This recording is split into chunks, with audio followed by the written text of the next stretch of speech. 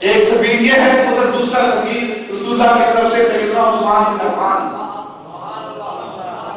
وہ جاتے ہیں، رشتہ داری ہے، عرب کے اندر آپ کا بڑا خیال رکھا جاتا ہے، بڑی محبت کی جاتی تھی سیدنا عثمان بن عفان سے، اور سارے عرب والے سیدنا عثمان بن عفان کا حیا کرتے تھے، احترام کی نگاہ سے دیکھتے تھے، رشتہ داری کی وجہ سے، احسانات کی وجہ سے سیدنا عثمان بن عفان رضی اللہ تعالیٰ عنہ مکہ مکرمہ جاتے ہیں، تو مکے کے رئیس کہتے ہیں کہ آپ کس طرح آئے ہو، بیٹھو۔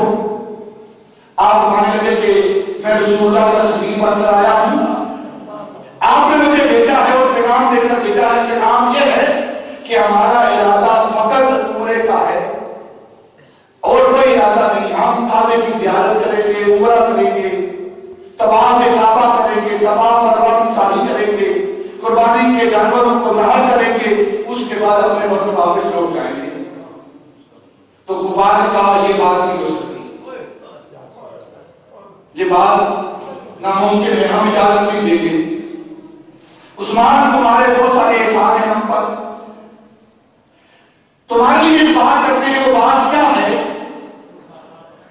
کہ تم یہاں مکے میں آئے ہو، تمہارے احسانوں کی وجہ سے یہ تم سے بات کر رہے ہیں، تم آؤ کعبے کا طواف کرو، تمہیں اجازت دیتے ہیں، کعبے کی زیارت کرو، حجر اسود کے بوسے لے لو، آب زمزم پی لو،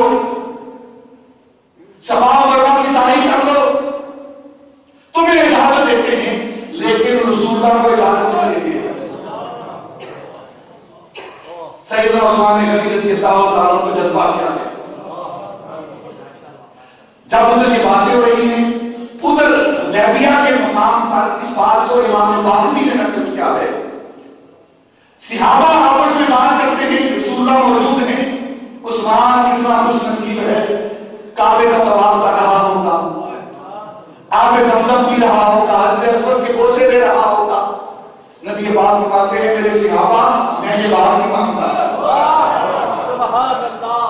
میں یہ بات نہیں مانتا کہ عثمان ہمارے بغیر کعبے کا طواف کرے، میں یہ بات نہیں مانتا۔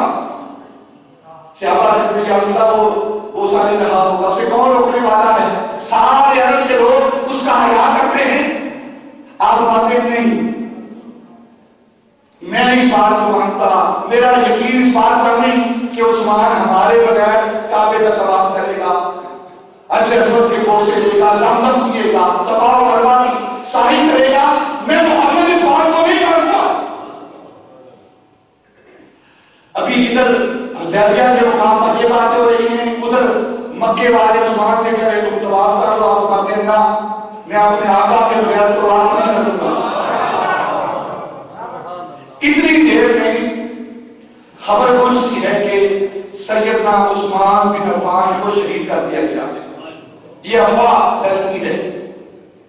نبی پاک صلی اللہ علیہ وسلم نے جب یہ افواہ سنی، یہ بات سنی، تو آپ نے 1400 صحابہ جو وہاں موجود تھے انہیں فرمایا کہ آؤ اس بات کا عہد کرتے ہیں کہ جب تک عثمان کے قتل کا بدلہ نہ لے لیں ہم یہاں سے واپس نہیں لوٹیں گے، واپس نہیں جائیں گے، عثمان کے قتل کا بدلہ لیں گے، آپ عہد کرتے ہیں، اسے کہتے ہیں بیعت رضوان۔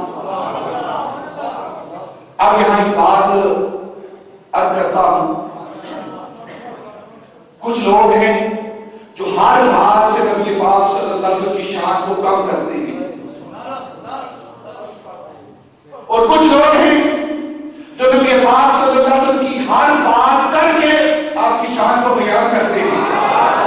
یہ اپنا اپنا حصہ ہے، اپنا اپنا نصیبہ ہے، کچھ کے حصے میں تنقید اور کچھ کے حصے میں شان، اور شان والوں کے حصے میں شان بیان کرنا آیا۔ جو تنقید والے وہ کہتے ہیں دیکھو جی اگر نبی پاک صلی اللہ علیہ وسلم کو علم ہوتا، کیونکہ عثمان تو زندہ تھے مکے میں، اگر علم ہوتا، علم غیب ہوتا تو پھر صحابہ سے بیعت کیوں کرتے؟ لہذا آپ کو کوئی علم غیب نہیں بات سمجھنے کی سمجھ رہے آپ اعتراض سمجھ آیا کہ کیا آپ نے بیعت کی افواہ پھیلی ہے عثمان کے قتل کی اور نبی پاک فرماتے ہیں کہ ان کے قتل کا بدلہ لیں گے. اب اگر نبی پاک کو علم غیب ہوتا تو وہ صحابہ سے بیعت کیوں لیتے؟ پہلا جواب عرض کرتا ہوں. پہلا جواب یہ ہے کہ کسی بھی مردے کی بیعت نہیں کی جاتی. مردے کی طرف سے بیعت نہیں کی جاتی. یہ علم نبوی ہے کہ نبی پاک کا علم ہے. انہیں پتا تھا کہ عثمان زندہ ہے تبھی تو ان کے طرف سے بیعت لے رہے ہیں.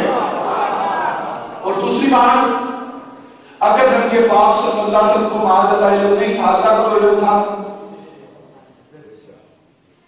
اللہ کو پتا تھا کہ عثمان زندہ ہے. وہ کہہ دیتا محبوب یہ عمل نہ بیعت کا عمل نہ کرو عثمان زندہ ہے. بلکہ وہ کیا کہہ رہا ہے لقد رضی اللہ عن المؤمنین اذ یبایعونک تحت الشجرہ. محبوب جو تیرے ہاتھ پر عثمان کے قتل کی بیعت کر رہے ہیں میں ان سے راضی ہو گیا. اور پھر بات یہاں ختم نہیں کی بلکہ نبی پاک صلی اللہ علیہ وسلم جب بیعت لے رہے ہیں سب صحابہ کی بیعت ہو گئی تو آپ نے آخر میں صحابہ کے ہاتھ کے اوپر اپنا ہاتھ رکھا. آپ نے فرمایا بڑے حدیث کی کتاب ہے آپ نے فرمایا ھذا یدی ید عثمان. یہ جو صحابہ کے ہاتھوں کے اوپر ہاتھ ہے یہ میرا ہاتھ نہیں یہ عثمان کا ہاتھ ہے. یہ عثمان کا ہاتھ ہے. جب نبی پاک نے یہ فرمایا نا کہ ان صحابہ کے ہاتھوں کے اوپر جو محمد کا ہاتھ ہے یہ عثمان کا ہاتھ ہے تو ادھر اللہ رب العزت نے جبریل کو بھیجا. جبریل کہا میرے محبوب سے کہہ ید اللہ فوق ایدیہم جو ان ہاتھوں کے اوپر ہاتھ ہے یہ عثمان کا نہیں تمہارا ہاتھ ہے.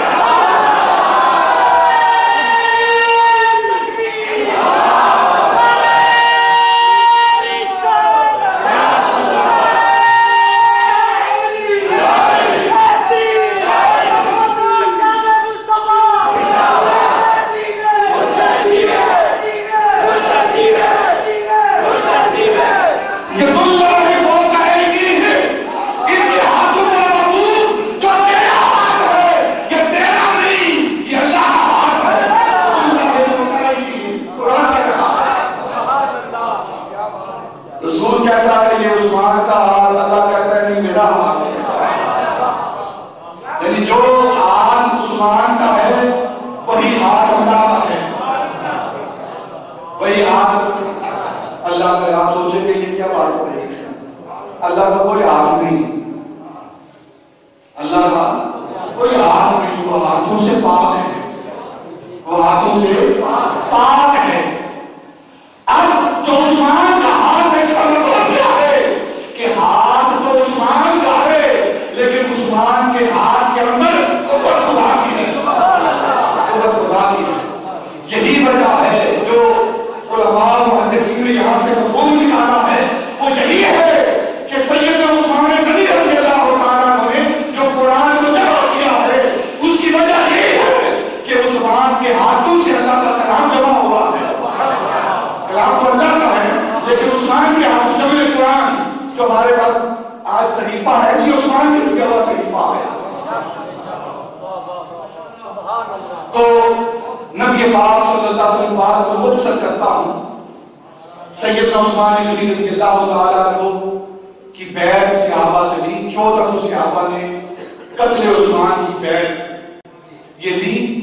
نبی پاک صلی اللہ علیہ وسلم اور دوسرے کفار مکہ جو وہاں موجود تھے ان کے درمیان معاہدہ